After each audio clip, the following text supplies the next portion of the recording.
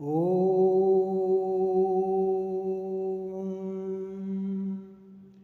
यो अन्तः प्रविश्य मम वाचमिमां प्रसुप्तां सञ्जीवयत्यखिलशक्तिधरः स्वधाम्ना अन्याश्च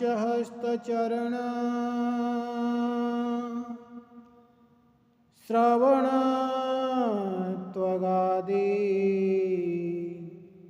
प्राणान्नमो भगवते पुरुषाय तुभ्यम्। योगेन चित्तस्य पदेन वाचा मलं शरीरस्य च वैद्यकेन योपाकरोतं प्रवरं मुनीनां पतञ्जलिं प्राञ्जलिरानतोऽस्मि। बोलिए सच्चिदानंद भगवान की जय। तो ये भारतवर्ष कर्म भूमि है। भगवत गीता में भगवान श्री कृष्ण कहते हैं कि हे अर्जुन,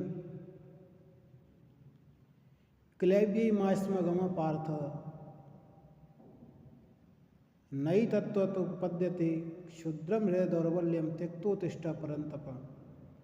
इस हृदय की तुच्छ दुर्बलता को त्याग कर अर्जुन तू कर्म के लिए खड़ा हो, कर्म कर। तेरा कर्म वह है जो एक क्षत्रिय को शोभा देता है।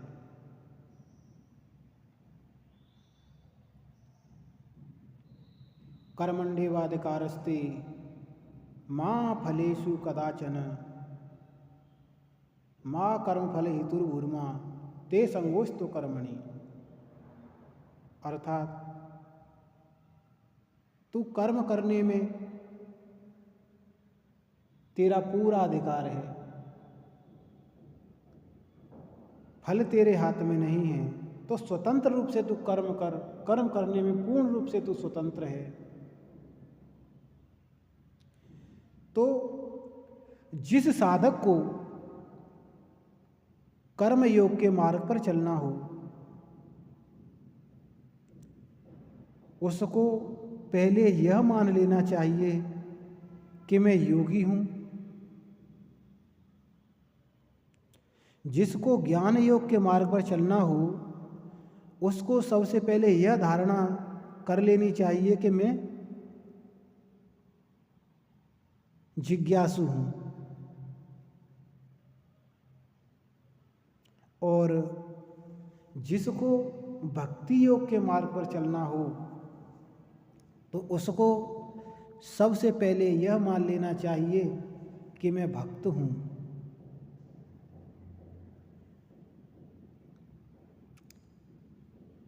जिसको भक्ति योग के मार्ग पर चलना है तो अपने आप को भक्त मान ले। जिसको कर्म योग के मार्ग पर चलना है तो अपने आप को कर्म योगी मान ले। और जिसको ज्ञान मार्ग पर चलना है तो अपने आप को जिज्ञासु मान ले। अर्थात इसका तात्पर्य यह है कि साधक को योगी होकर अथवा जिज्ञासु होकर अथवा भक्त होकर साधन करना चाहिए। जो योगी होकर साधन करता है उसको जब तक योग की प्राप्ति नहीं होती तब तक वो संतोष नहीं करना चाहिए।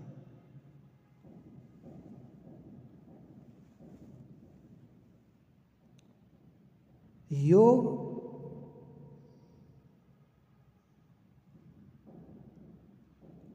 नाम है समता का। भगवत गीता में कहा समत्वम योग उच्यते,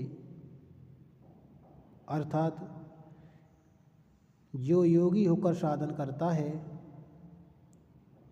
उसको जब तक योग की प्राप्ति न हो तब तक संतोष नहीं करना चाहिए। राग, द्वेष, हर्ष, शोक आदि द्वंद्व योगी बनने में बाधक हैं। अतः साधक का उद्देश्य राग द्वेष मिटाने का होना चाहिए। कर्म दो उद्देश्य से किए जाते हैं। एक कर्म है फल प्राप्ति के लिए और दूसरा कर्म है फल त्याग के लिए। जो फल प्राप्ति के उद्देश्य से कर्म करता है वह कर्मी होता है, और जो फल त्याग के उद्देश्य से कर्म करता है वह कर्म योगी होता है। इसलिए कर्म योग के साधकों को पहले यह धारणा कर लेनी चाहिए कि मैं योगी हूँ, अतः फल प्राप्ति के लिए कर्म करना मेरा उद्देश्य नहीं है। इस प्रकार फलासक्ति का त्याग करके उसको अपना कर्तव्य कर्म करते रहना चाहिए। भगवत गीता में कहा तस्माद् सक्तः सततम कार्यम कर्म समाचर। उसके सामने अनुकूलता या प्रतिकूलता जो भी परिस्थितियाँ आए उसका सदुपयोग करना चाहिए, भोग नहीं करना चाहिए। सुखी दुखी, राजी नाराज होना परिस्थिति का भोग है। अनुकूल परिस्थितियों में दूसरों की सेवा करना और प्रतिकूल परिस्थितियों में सुखेच्छा का त्याग करना उसका सदुपयोग है। सदुपयोग करने से अनुकूल और प्रतिकूल दोनों परिस्थितियाँ राग मिटाने में हेतु हो जाती हैं। कर्म मात्र का संबंध पर के साथ है और स्व के साथ नहीं है। कारण ये है कि स्वयं में कभी अभाव नहीं होता। अभाव न होने के कारण स्वयं को कुछ नहीं चाहिए। जाहि न चाहिए कबहु कछु, तुम सन सहज स्नेह। जिसको कभी कुछ चाहिए ही नहीं, तुम सन सहज स्नेह, वो परमात्मा से सहज स्नेह को प्राप्त कर लेता है। जब कुछ नहीं चाहिए तो फिर अपने लिए कोई कर्म करना बनता ही नहीं। दूसरी बात, जिसके माध्यम से कर्म किए जाते हैं वे प्रकृति के हैं। प्रकृति के साथ स्वयं का कोई संबंध न होने से स्वयं पर अपने लिए कुछ भी करना लागू होता ही नहीं। इसलिए जो मनुष्य अपने लिए कर्म करता है वह कर्मों से बंध जाता है। भगवत गीता में कहा यज्ञार्थात् कर्मणोऽन्यत्र लोकोऽयं कर्म बंधनः। परंतु जो अपने लिए कुछ न करके दूसरों के लिए ही सब कर्म करता है वह कर्म बंधन से मुक्त हो जाता है। यज्ञायाचरत कर्म समग्रम प्रविलीयते। तो निष्काम भाव पूर्वक दूसरे के लिए कर्म करने का नाम यज्ञार्थात् कर्म है, यज्ञार्थ कर्म है। यज्ञार्थ कर्म करने वाले को परिणाम में यज्ञ शेष के रूप में योग की प्राप्ति हो जाती है। मैं योगी हूँ, मैं जिज्ञासु हूँ, मैं भक्त हूँ, मैं साधक हूँ। यह साधक का स्थूल शरीर नहीं है, प्रत्युत भाव शरीर है। स्थूल शरीर योगी, जिज्ञासु अथवा भक्त नहीं होता। अगर साधक में पहले ही यह भाव हो जाए कि मैं संसारी नहीं हूँ, मैं तो साधक हूँ, तो उसका साधन बड़ा तेज चलेगा।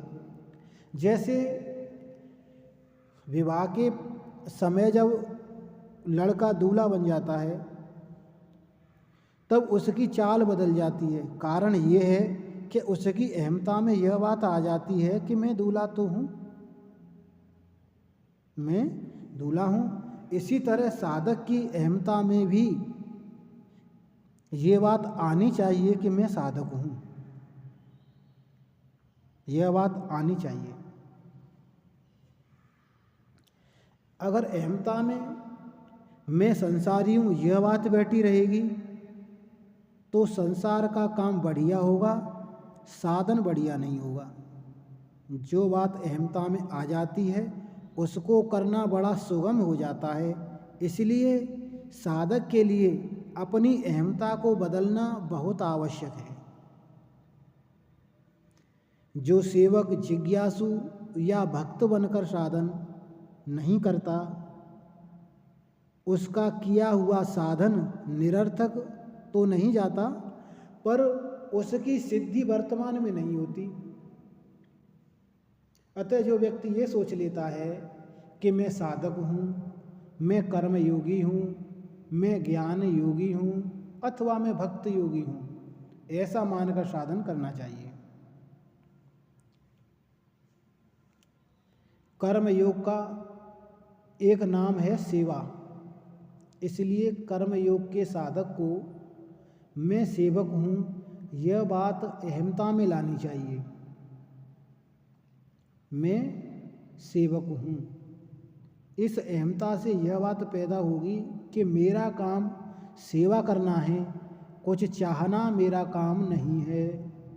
साधक मात्र के लिए यह खास बात है कि मेरे को संसार से कुछ लेना नहीं है, मेरे को स्वार्थी नहीं बनना है, मेरे को भोगी नहीं बनना है। संसार का सुख लेने के लिए मैं नहीं हूँ। जो सुख चाहता है वह सेवक नहीं होता। कोई सा भी साधक हो उसको पहले से ही सुख को तिलांजलि देनी पड़ेगी। साधक का काम साधन करना है, सुख भोगना नहीं। जो भोगी होता है वह साधन नहीं होता, जो भोगी होता है वह साधक नहीं होता। भोगी रोगी होता है, योगी नहीं होता। भोगी को दुख पाना ही पड़ता है, वह दुख से कभी बच सकता ही नहीं। सेवक वह होता है जो हर समय सेवा करता है। वह भोजन करे तो भी सेवा, शौच स्नान आदि करे तो भी सेवा, कपड़े धोए तो भी सेवा, व्यापार करे तो भी सेवा, झाड़ू लगाए तब भी सेवा। जो भी कार्य करे सब सेवा भाव से करे, परंतु ऐसा तब होगा जब उसके भीतर यह भाव रहे कि मैं सेवक हूँ। अगर उसमें मैं मनुष्य हूँ अथवा मैं ब्राह्मण हूँ अथवा मैं वैश्य हूँ, मैं गृहस्थी हूँ और मैं साधु हूँ, आदि भाव पहले हैं और मैं सेवक हूँ यह भाव पीछे है, तो उससे कर्मयोग बढ़िया नहीं होगा।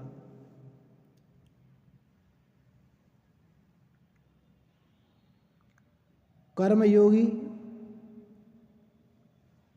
तो ये विचार करता है कि मैं सेवक हूँ, यह भाव पहले, और मैं मनुष्य हूँ यह भाव पीछे रखता है। ऐसे ही मैं भक्त हूँ, मैं जिज्ञासु हूँ अथवा मैं साधक हूँ। यह भाव पहले रहना चाहिए। जैसे ब्राह्मण में मैं ब्राह्मण हूँ, यह भाव ब्राह्मणपना का जो भाव है वो हरदम जागृत रहता है। ऐसे ही साधक में मैं साधक हूँ, यह भाव हरदम जागृत रहना चाहिए। ऐसा होने से मनुष्य भाव, शरीर भाव मिट जाता है। मैं मनुष्य हूँ, यह 5 भौतिक मनुष्य शरीर है, और मैं साधक हूँ, यह भाव शरीर है। तो भाव शरीर में मैं साधक हूँ अथवा सेवक हूँ, जिज्ञासु हूँ, भक्त हूँ इत्यादि। तो भाव शरीर की मुख्यता होने से साधक निरंतर साधन होता रहता है। कर्मयोगी स्थूल, सूक्ष्म और कारण तीनों शरीरों की सेवा करता है। शरीर को भोगी, आलसी, अकर्मण्य नहीं बनने देता स्थूल शरीर की सेवा। विषयों का चिंतन न करना, सबके सुख और हित का चिंतन करना सूक्ष्म शरीर की सेवा। समाधि लगाना, अपने सिद्धांत पर अचल रूप से दृढ़ रहना, अपने कल्याण के निश्चय से विचलित न होना कारण शरीर की सेवा। स्थूल शरीर से होने वाली क्रिया, सूक्ष्म शरीर से होने वाला चिंतन और कारण शरीर से होने वाली स्थिरता, तीनों को ही अपना और अपने लिए न मानना उनकी सेवा है। कारण कि स्थूल शरीर की स्थूल जगत के साथ और सूक्ष्म शरीर की सूक्ष्म जगत के साथ और कारण शरीर की कारण जगत के साथ एकता है। इसलिए शरीर को संसार से अलग मानना बहुत बड़ी गलती है। शरीर और संसार को अपना तथा अपने लिए मानना बहुत घातक है। ऐसा मानने वाला साधक नहीं बन सकता, भले ही उम्र बीत जाए। इसलिए कर्मयोगी को ऐसा मानना चाहिए कि मैं संसार का हूँ और संसार की सेवा के लिए हूँ। इस विषय पर एक छोटा सा दृष्टांत है। जब लोगों में यह बात प्रचलित हो गई कि धनवानों के पास में ही धन आता है, क्योंकि जिसके पास में धन होता है वो बिजनेस, व्यापार आदि काम धंधे शुरू करके पैसे कमा लेता है। जब एक आदमी ने यह सुना कि धन के पास में धन आता है, तो वह अपने हाथ में 1 रुपये का सिक्का बजाता हुआ बाजार में गया, घूमने लगा बाजार में। तो एक दुकान से गुजर रहा था, तो उसका जो 1 रुपये का जो सिक्का था तो उछल करके दुकान में जहाँ पैसों की पोटली रखी थी उस पैसों की थैली में जा कर के गिर गया और उसमें सिक्के भरे हुए थे। तो वह बोला कि बात क्या है, रुपए के पास रुपया आना चाहिए, मेरे पास 1 रुपया था, मेरे पास तो रुपया आया नहीं। तो दुकानदार उससे कहता है, भाई रुपए के पास ही रुपया आया है, तुम्हारा जो रुपया था वह छोटा है और थैली में रुपए पड़े हैं वो बहुत हैं और बड़ा है। तो बड़े के पास छोटा जाएगा कि छोटे के पास बड़ा जाएगा? छोटा ही बड़े के पास जाएगा। इसी तरह संसार शरीर के लिए नहीं है, प्रत्युत शरीर संसार के लिए है। संसार हमारे लिए नहीं है, हम संसार के लिए हैं। इसलिए साधक के भीतर यह भाव रहता है कि मैं संसार के काम आऊं। साधक को चाहिए कि वह चाहे तो मैंपने को शुद्ध कर दे, चाहे मैंपने को मिटा दे, अथवा चाहे तो मैंपने को बदल दे। तो जो कर्मयोगी होते हैं वो कर्मयोगी मैंपने को शुद्ध करता है। ज्ञान योगी मैंपन को मिटाता है और भक्ति योगी मैंपन को बदलता है। इसलिए कर्तृत्वाभिमान रहते हुए भी मनुष्य कर्मयोग और भक्ति योग का अनुष्ठान कर सकता है, परंतु कर्तृत्वाभिमान के रहते हुए ज्ञान योग का अनुष्ठान नहीं कर सकता। वह ज्ञान की बातें भले ही सीख ले पर सिद्धि नहीं होगी। कर्मयोग और भक्ति योग में पहले कामना मिटती है, पीछे अहंकार मिटता है, और ज्ञान योग में पहले अहंकार मिटता है, पीछे कामना मिटती है। तात्पर्य यह है कि कर्मयोग और भक्ति योग अहमता रहते हुए भी चल सकते हैं, पर ज्ञान योग अहमता रहते हुए नहीं चल सकता। इसलिए अहंकार के रहते हुए ज्ञान योग कष्टपूर्वक चलता है और अहंकार मिटने पर सुखपूर्वक चलता है। जो भोग भी भोगता रहे, सुख भी भोगता रहे, लोभ भी करता रहे, रुपए भी इकट्ठा करता रहे, ऐशा आराम भी करता रहे, उसको कोई भी योग सिद्ध नहीं होता, वह साधक भी नहीं हो सकता। सिद्ध होना तो दूर रहा। तो भक्त अहंकार को मिटाता है। भक्त मैंपन अहंकार को मिटाता नहीं है, प्रत्युत बदलता है। मैंपन को बदलना बहुत सुगम होता है। जैसे किसी बालिका का विवाह होता है तो मैं कुमारी हूँ, यह मैंपन सुगमता से बदल जाता है। वह सोचती है कि अब मैं किसी के घर वधू रूप में आई हूँ, अब मैं बहू हूँ, मैं कुमारी हूँ, यह हट जाता है। ऐसे ही भक्त मैंपन को बदल देता है कि मैं संसार का नहीं हूँ, मैं तो भगवान का हूँ। मैंपन को बदलना सुगम भी है और श्रेष्ठ भी। मैंपन को बदलने से साधन में तल्लीनता होकर अपने आप स्वाभाविक ही सिद्धि हो जाती है। साधक में यह बात सबसे पहले होनी चाहिए कि ऐश व आराम करना, शरीर का पालन पोषण करना मेरा काम नहीं है। शरीर निर्वाह का प्रबंधन तो भगवान ने पहले ही कर रखा है। भगवान के यहाँ से निर्वाह का प्रबंध तो है, पर भोग भोगने का, संग्रह करने का, लखपति करोड़पति बनने का प्रबंध नहीं है। जब छोटा बच्चा शिशु रूप में जन्म लेता है तो माँ के स्तनों में दूध पहले आ जाता है, पीछे हमारा जन्म होता है। जब जीवन निर्वाह का प्रबंध भगवान की तरफ से है तो फिर भजन क्यों नहीं करें। भजन की जिम्मेवारी मनुष्य मात्र पर है, फिर भी बूढ़े, विधवा और साधु पर विशेष जिम्मेवारी है।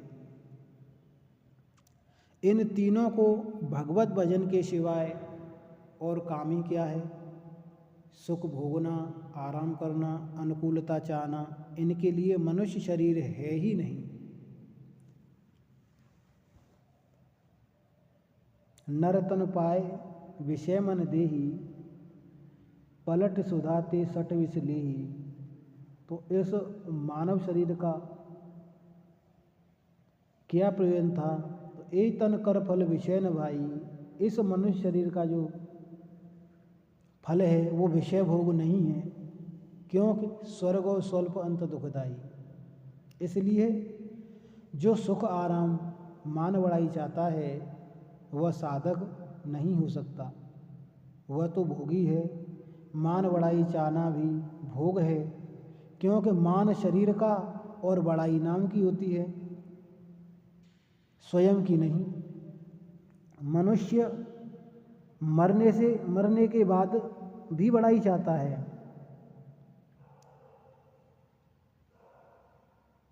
पर साधक को मान बढ़ाई यश कीर्ति से दूर रहना चाहिए। उसको तो परमात्मा की प्राप्ति करना है। स्वर्ग आदि ऊंचे लोकों की प्राप्ति करना भी साधक का काम नहीं है। भगवान कहते हैं कि न पारमेष्ट्यम न महेंद्र दृष्ण्यम न सार्वभौमम न रसाधिपत्यम न योग सिद्धि र पुनर्भवम वा मय्यर्पितात्मेच्छते मत विनान्यत। स्वयं को मेरे अर्पित करने वाला भक्त मुझे छोड़कर ब्रह्म पद का, इंद्र पद का, संपूर्ण पृथ्वी का राज्य, पाताल आदि लोकों का राज्य, योग की समस्त सिद्धियां और मोक्ष को भी नहीं चाहता। अनेक लोगों का यह भाव होता है कि वे सेवा वहीं करते हैं जहां मान बढ़ाई मिले। मान बढ़ाई वाहवाही के बिना वे काम कर ही नहीं सकते।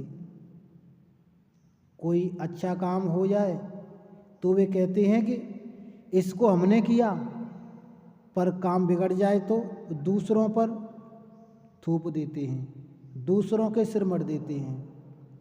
ऐसी वृत्ति वालों का कल्याण कैसे होगा? सब अच्छा काम मैंने किया, यह केकई वृत्ति है। वो कहती है कि तात बात में सकल समारी, भय मंथरा सहाय विचारी। कछुक काज विधि बीच बिगार्यो, भूपति सुरपतिपुर पर उधार्यो। सारे काम मैंने संभाल लिए, सारा कार्य अच्छा मैंने किया है, तो ये केकई वृत्ति है। और सब काम दूसरों ने किया है, यह श्री राम जी की वृत्ति है। वे कहते हैं कि गुरु वशिष्ठ कुल पूज्य हमारे, इनकी कृपा धनुजरन मारे। ए सब सखा सुनो मुनि मेरे, भय समर सागर कहाँ बेरे। और मम हित लाग जन्म इन हारे, भरतहु ते मोय अधिक प्यारे। ये तो कुलगुरु वशिष्ठ जी, पूज्य गुरुदेव जी की कृपा है। इनकी कृपा से हमने, इन बानरों ने, इन सखाओं ने, भालुओं ने इनकी कृपा से रणांगण में राक्षसों का संहार किया है। अतः ये राम जी की मर्यादा, पुरुषोत्तम श्री राम जी की ऐसी वृत्ति है। तो मान बढ़ाई, सुख आराम पाने के उद्देश्य से काम करना साधक के लिए अनुचित है। साधक जिस मार्ग को अपना ले उसी में दृढ़ता से लगा रहे, फिर सुख आए या दुख आए, प्रशंसा हो या निंदा हो, उसकी परवाह मत करे। जितना कष्ट आता है, विपरीत परिस्थिति आती है, वह केवल हमारी उन्नति के लिए ही आती है। इसमें एक रहस्य की बात है कि जब हमारा साधन ठीक चलता है और ठीक चलते चलते हम कुछ सुख भोगने लगते हैं और अभिमान करने लगते हैं कि मैं अच्छा साधक बन गया हूँ, तो भगवान विपरीत परिस्थिति भेजते हैं। परंतु जब हम ज़्यादा घबरा जाते हैं तो फिर भगवान अनुकूलता भेज देते हैं। समय समय पर अनुकूलता प्रतिकूलता भेजकर भगवान हमें चेताते रहते हैं, हमारी रक्षा करते रहते हैं। तो मेरे को कुछ लेना नहीं है, प्रत्युत देना ही देना है, ऐसा विचार करने से मनुष्य साधक बन जाता है। अगर साधक सेवक होगा तो सेवा करते करते उसका सेवक पने का अभिमान मिट जाएगा, अर्थात सेवक न रहकर केवल सेवा रह जाएगी और वह सेवा रूप होकर सेव्य के साथ एक हो जाएगा, अर्थात उसको परमात्मा की प्राप्ति हो जाएगी। ऐसे ही अगर साधक जिज्ञासु होगा तो उसको जिज्ञासुपने का अभिमान मिटकर केवल जिज्ञासा रह जाएगी। केवल जिज्ञासा रहते ही जिज्ञासा पूर्ति हो जाएगी, अर्थात तत्व ज्ञान हो जाएगा। इसी तरह अगर साधक भक्त होगा तो उसमें भक्तपने का अभिमान नहीं रहेगा और वह भक्ति रूप हो जाएगा, अर्थात उसके द्वारा प्रत्येक क्रिया भक्ति भगवान के लिए ही होगी। भक्ति रूप होकर वह भगवान के साथ अभिमान अभिन्न हो जाएगा। तो निष्कर्म कर्म करते हुए अपने साधन को दृढ़ आरूढ़ करते रहें। एक छोटा सा भजन। साधन रत हो साधक भैया, साधन रत हो साधक भैया, परमेश्वर पार करे नैया, साधन रथ हो साधक भैया, साधन रथ हो साधक भैया, परमेश्वर पार करे नैया, साधन रथ हो साधक भैया,